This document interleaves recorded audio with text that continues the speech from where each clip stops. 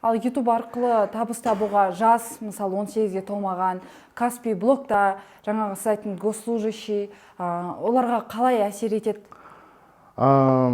Мысалға менің бір шәкіртім миллионер, менің бірінші миллионер Талғат деген шәкіртімнің мысалы осы ютубтан миллион теңге тапқанда, оның Каспий блогта болды. Но бірақ та ол жаңағы өзінің әйеліне жаңағы ютубтың өзінің кошелегі болады, Google AdSense деген. Сол Google AdSense-та өзінің карточкасын өзінің әйелінікін қосып қойды да, и сол былай айтқанда солай табыс тапты. То есть өздерінің карточкаларында қосып, былай айтқанда міндетті емес, ең бастысы Сонда 15 жасар балада басқа адамның карточкасын қосып ақша таба береді? Әрине, егер де мысалы жасөспірім жаңағы 15 жастағы бала болса, менің мысалы бір шәкіртім бар, Алихан деген, алдында шығарғам. Ол өзінің жаңағы Google AdSense-та өзінің шешесінің жаңағы карточкасын тіркеп қойды.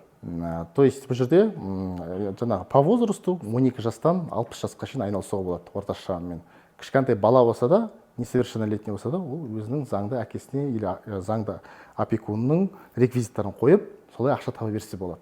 Керемет. Ал енді тағы бір мазалап тұрған сұрақ, қанша студент оқытып шығардыңыз?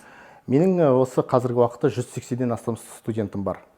Қанша нәтижеге жеткізілді? Нәтиже өте көп. Барлық нәтижелерді менің TikTok парақшамда, Instagramда көрсеңдер болады. Менің шәкірттерім арасында 7 күміс кнопка бар. Және де тағы 5 күміс кнопканы осы орташа мен 3-4 аптаның арасында жаңа шәкірттерім алады.